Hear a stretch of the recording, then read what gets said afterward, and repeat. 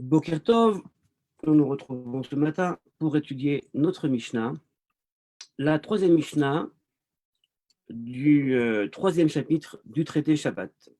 Pour rappel, la Mishnah s'intéressait auparavant, regardez bien, aux différentes façons de cuire et essentiellement aux trois sortes de fours dont on a parlé, la kira, tanour et le koubach. La Mishnah continue. Donc, il semblerait que le chapitre s'intéresse essentiellement à des questions de cuisson. Et la Mishnah continue et va cette fois-ci nous parler de la cuisson d'un œuf. La cuisson d'un œuf pendant Shabbat. Alors, vous allez me dire, en quoi la cuisson d'un œuf est-elle différente pendant Shabbat de la cuisson de quelque aliment? Puisqu'on le sait, pendant Shabbat, il y a un interdit de bichoul, un interdit de cuisson. Et donc, quelque part, pourquoi y aurait-il ici une différence entre un œuf et autre chose? Alors, tout d'abord, il faut bien dire que la Mishnah, bien évidemment, nous met en place les modalités des interdits de Shabbat. Et comme on le verra beaucoup plus tard dans la Mishnah, on va également avoir des débats animés autour de la question de la cuisson. Qu'est-ce que veut dire cuire? Quelle cuisson est permise? Quelle cuisson est interdite? À partir de quel niveau de cuisson le plat est considéré comme avoir été mevouchal? On a déjà vu dans la Mishnah auparavant, pas dans la Mishnah, pardon, on a déjà vu pour expliquer une Mishnah le critère de Mahachal ben Drosai, ce fameux critère d'un repas qui a été cuit à un tiers ou, selon les Maïmonides, à demi. Donc, mais c'est une tradition talmudique. Donc la Mishnah va également mettre en place toutes ces idées-là. Et donc la Mishnah, maintenant, va nous parler dans cette Mishnah-là, Gimel, donc de la façon dont on peut cuire un œuf pendant Shabbat. Alors, allons-y. Et on a également plusieurs lectures sur cette Mishnah. Commençons. En notnim beitza dameicham bishvil shetit galgel. Premier cas. On ne mettra pas, en notnim, on ne donne pas, c'est-à-dire on ne met pas un œuf, beitza dameicham. Meicham, c'est une bouilloire. Une bouilloire donc qu'on a posée sur le tanour, sur le four qu'on a donc pendant Shabbat. Et puis dans cette bouilloire, on a de l'eau. Mais du fait que l'eau qui a été réchauffée donc déjà avant Shabbat et qui reste pendant Shabbat est extrêmement chaude, il y a une possibilité donc de mettre un œuf à côté de cette bouilloire et ainsi, cet œuf pourra se cuire. Alors le terme qui est utilisé, bishvil shetit galgel, afin littéralement qu'elle se tourne. D'accord? Le mot gilgoul est employé dans la Mishnah, comme nous le dit le professeur Zev Safraï, à différents moments. C'est un terme qui relève du registre culinaire et qui désigne une cuisson légère, bishul kal, une cuisson légère. Alors, c'est bien évidemment ce que va nous dire également le Barthénoura, Shetit Galgel, Shetit Saleh Ktsat. Le Barthénoura va un peu plus loin et nous dit c'est une cuisson donc où l'œuf va être un petit peu grillé, jusqu'au moment où elle va être megulgelet, c'est-à-dire toute brouillée, d'accord, donc brouillée. En tout cas, on nous parle ici donc du fait de prendre un œuf, de le poser, évidemment, on parle Beshabbat, d'accord, pendant Shabbat, donc à côté de la bouilloire, afin que cet œuf se réchauffe et commence une sorte de cuisson minimale. On imagine bien qu'un œuf, donc qui est un œuf cru, ne peut pas être consommé, si on veut le consommer en tout cas un petit peu cuit. Donc on comprend bien que le meoura, ça veut dire que le blanc et le jaune, pour le dire simplement, deviennent plus durs, se fortifient, et donc on peut véritablement commencer à consommer cet œuf-là, ou alors en tout cas qu'on ait une sorte d'œuf à la coque où l'intérieur est déjà un peu plus consommable. Donc la Mishnah nous dit, pendant Shabbat, on ne pose pas d'œuf à côté de la bouilloire pour qu'elle cuise. Alors, et on posera la question évidemment, pourquoi? N'est-ce pas? Pourquoi, a priori, est-ce qu'on ne pourrait pas faire ça? Alors, parce que l'interdiction de bichoul pendant Shabbat, de cuisson pendant Shabbat, c'est une cuisson qui s'établit a priori sur la base du feu. Et quand ça s'établit sur une base de feu, alors là, véritablement, la Torah interdit. Mais si c'est à côté du feu, et si, vous voyez, c'est un élément second, c'est pas sur le feu lui-même, c'est à côté. Alors, ce qu'on appelle à côté, dans le langage de la Mishnah ou dans le langage halachique, ça va s'appeler toldot ta'our. toldot ha'esh, c'est-à-dire les conséquences du feu, les conséquences, les suites d'eux.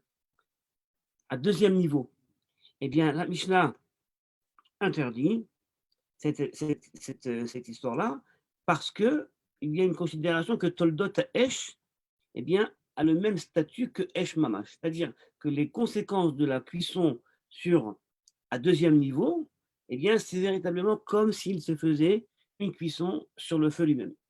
Deuxième cas, Velo yafki'ena besoudarin.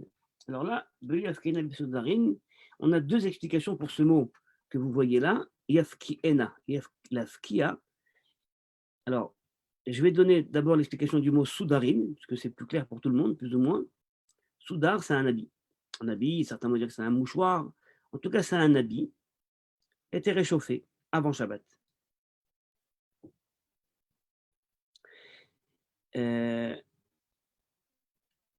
Et Yafki'ena, ça veut dire, première explication, prendre la beitza, prendre l'œuf et la casser. La casser et ensuite donc l'entourer, la casser dans un linge qui a été réchauffé déjà avant Shabbat, vous voyez, qui est gardé, conservé pendant tout Shabbat, à côté du feu. Et puis après, on prend un œuf, on casse l'œuf dans cet habit-là, et puis on ferme, et donc il va y avoir évidemment une cuisson. Ça, c'est la première explication, qui est celle généralement qui a été donnée, donc regardez par le Barthénois, Lo yafkena le sudarin, lo yafkena, lo ishberena. Il ne la casse pas. Vous voyez, il ne casse pas l'œuf sur cet habit, el soudar, chez Ucham Bachama, qui a été donc réchauffé, cette fois-ci non pas sur le feu, mais qui a été réchauffé au soleil, qui est déchetit salebo, afin que bien, cet œuf grille là-bas. Alors ça, c'est l'explication donc du Barthénora. Pourquoi on ne ferait pas ça? On laisse un habit donc au soleil, il se réchauffe, et ensuite donc on met dedans donc cet œuf-là. Pourquoi on ne le ferait pas? A priori, vous voyez, on n'est pas dans un cas où on est face à du feu. On n'a pas non plus une cuisson donc voulue. Je dirais, c'est pas l'homme qui a allumé le feu pour faire cette cuisson. Et on a uniquement, vous voyez, posé les éléments et les conditions naturelles font que l'habit va se réchauffer, qu'on met uniquement donc l'œuf là-bas et quelque part il va y avoir une conséquence.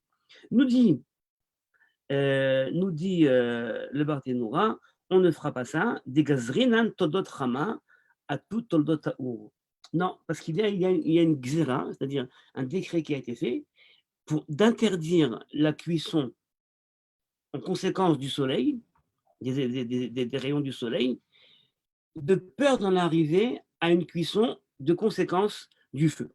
On avait vu la première partie qui parlait de toldot taour, n'est-ce pas? Toldot à côté de la bouilloire, c'est toldot taour, toldot esh. Our, c'est esh, on verra bien. Et donc là, on dit, on va faire une xéra d'interdire toldot shemesh, achama, les conséquences du soleil, de peur qu'on en arrive à la fameuse pente glissante, et de se dire, on va également pouvoir donc cuisiner avec toldot taour. Ça, c'est la première possibilité de comprendre. Deuxième possibilité de comprendre, velo yafki ena, besoudarim, le mot yafki ena, comme Barthénora l'a expliqué, ça veut dire casser l'œuf. Yafki ena, pour d'autres, c'est pas casser l'œuf, mais c'est l'entourer. D'accord? Donc prendre l'œuf tel qu'il est et l'entourer. Bon, ça ne change pas vraiment en fait le din. D'accord? Rabbi aussi métir. Et dans ce cas-là, eh bien, Rabbi aussi métir, il semblerait que Rabbi aussi donc lui permettent de mettre l'œuf dans les habits, parce que selon lui, eh bien, on ne fait pas la xéra, on ne fait pas de décret de toldot chama à tout toldot taour. On n'interdit pas les toldot, les conséquences de la cuisson au soleil, de peur d'en arriver à cuire, donc conséquences de la cuisson sur le feu. Les Rabbi aussi métir. Rabbi aussi donc métir, mais la halakha n'est pas comme Rabbi aussi. La Mishnah continue avec un autre cas. Velo yatminena bechol ou be'avak drachim. On est toujours avec notre œuf. Donc, vous voyez tout ce qu'on peut dire sur un œuf. Et on ne pourra pas non plus prendre cet œuf pendant Shabbat et l'enfouir dans du sable, donc du sable qui a été réchauffé avant Shabbat par le soleil, toujours. On parle ici d'un cas de chômage, de soleil. Ou be'avak drachim. Bishvil shetit salé, afin que cet œuf-là, eh bien, grille pendant Shabbat. Alors, en quoi est-ce que le cas que le Mishnah nous propose est un cas différent? Alors, auparavant, on avait vu le cas qu'on posait donc à côté de la bouilloire. Et puis maintenant, on a vu un deuxième cas, on prend l'œuf et on le casse ou alors on l'entoure dans des habits réchauffés. Et là, on a un troisième cas où on prend cet œuf et alors on fait une action qui est encore plus grande que celle de l'entourer dans des habits. On va carrément l'enfouir dans du sable qui a été donc réchauffé. Évidemment, on parle réchauffé ici avec le soleil, afin que cet œuf-là, eh bien, cette petite salée, afin qu'elle grille. Donc la différence qu'on a ici également par rapport aux premiers cas qui ont été évoqués dans la Mishnah, c'est qu'on ne parle pas uniquement donc d'une cuisson minimale, gilgoul, un bishulkal, mais on parle véritablement d'une cuisson qui soit beaucoup plus évoluée, et on a carrément un œuf grillé qui sera devant nous. Vous allez me dire peut-être que la différence et l'interdit, eh bien, c'est le fait de préparer une cuisson beaucoup plus avancée. Mais si c'est ainsi, je voudrais dire que c'est un calvachomer, c'est un raisonnement a fortiori. Si déjà on n'a pas le droit de faire ce qu'on a dit auparavant, de la mettre à côté de la bouilloire ou alors de l'entourer dans des soudarim, dans des habits, évidemment qu'on n'a pas le droit non plus de faire la tzliya, c'est-à-dire de le griller cet œuf-là. Donc où est la nouveauté dans cette partie de la Mishnah? Alors, c'est évidemment une question, et la Gemara va développer cette question-là. Alors, il semblerait que Rabbi Yossi, lui, quant à lui, permettrait ça, évidemment. Parce que si Rabbi Yossi permet Toldot à Our, eh bien, il va également permettre Toldot à Hama. Vous voyez, si Rabbi Yossi permet cela, il va également permettre cela. Alors, maintenant, quelles vont être donc les raisons qui vont être amises dans la Gemara? On a ici deux possibilités. Première possibilité, c'est ce que ramène la Gemara, c'est que l'interdit d'enfouir donc dans le sable réchauffé pendant Shabbat, eh bien, c'est également une xéra. Quelle serait cette xéra? Eh bien, en fait, que la personne dise, ah ben, puisque c'est permis d'enfouir pendant Shabbat dans le sable, afin de griller mon œuf, eh bien, c'est également permis de prendre ce qu'on appelle du remet, c'est-à-dire des cendres brûlantes, et à ce moment-là, donc, de prendre des cendres brûlantes et donc de faire cette cuisson là-bas. Donc, quelque part, la personne va se tromper et va apprendre d'elle-même. Vous voyez, c'est ce que nous dit le Barthénoura, le rétablement Barthénoura. Le yatminena bechol ba'avak drachim, on va pas l'enfuir dans du sable. Chez Uchmu mikoach hachama, donc du sable qui a été réchauffé par le soleil, ou beha lo share Rabbi Yossi. Et ceci, Rabbi Yossi ne le permet pas. Parce que nous dit le Barthénoura, alors que dans les premiers cas, Rabbi Yossi permet, eh bien dans ce cas-là, Rabbi Yossi ne permettra. Pourquoi? Parce que là, Rabbi Yossi considère qu'il faut faire un décret, interdire le sable réchauffé, de peur qu'on en arrive à mettre des cendres. D'accord? Puisque les deux, en fait, travaux se font d'une façon telle qu'on enfouit la chose, à Télémémar, la personne va venir à se dire Maliremetz, Malichol, quelle différence il y a entre les cendres réchauffées et le sable réchauffé. Ça, c'est la première possibilité de comprendre donc la deuxième partie de la Mishnah, c'est-à-dire qu'on veut nous apprendre que Rabbi Yossi, dans un tel cas, ne permettrait pas. Deuxième réponse qui est ramenée dans la Gemara et qui est ramenée également par le Barthénorin, Iname.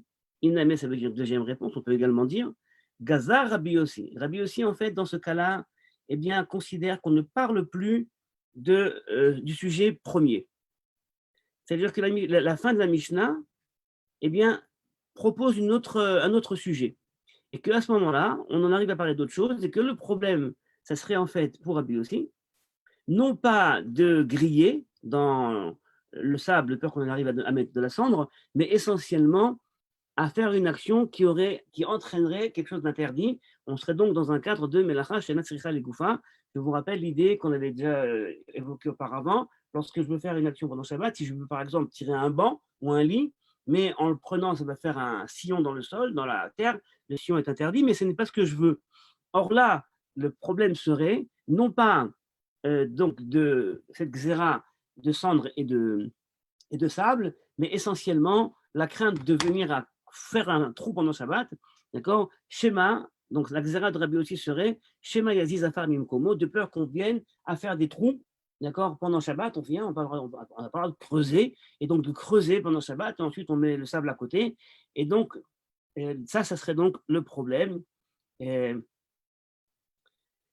voilà, et en fait, Rabbi, le Barthénoura continue et ramène encore une autre idée. C'est pas uniquement le fait de faire un trou, mais Shema, lo yesham chol, à court de peur que le, le trou qui a été creusé n'est pas suffisant. Ve'ati la zouzé afar adavrouk, et la personne va carrément en venir à, vous voyez, à faire une action vraiment sur le sol afin de créer quelque chose qui soit plus, c'est-à-dire bouger donc le sable qui collait, d'accord, la terre qui est collée et qui ne permet pas donc d'enlever, de Choresh, et c'est une conséquence du travail interdit de Choresh, donc de faire un sillon pendant Shabbat. Alors, on peut en effet expliquer comme ça, c'est-à-dire que la deuxième partie de la Mishnah ne parle plus du tout d'une question de cuisson, mais parle d'une question de creuser pendant Shabbat, sauf que c'est un peu compliqué puisque, comme on le voit, le chapitre entier s'intéresse à des questions de cuisson, et qu'on ne voit pas vraiment pourquoi ça serait ici donc une question totalement différente, si ce n'est que le cas évidemment est à envisager. Voilà, donc c'est pour notre troisième Mishnah que nous avons étudié et qui est en fait lié aux œufs de Shabbat et qui nous dit clairement qu'on ne fera pas pendant Shabbat donc d'omelette. Voilà, bonne journée.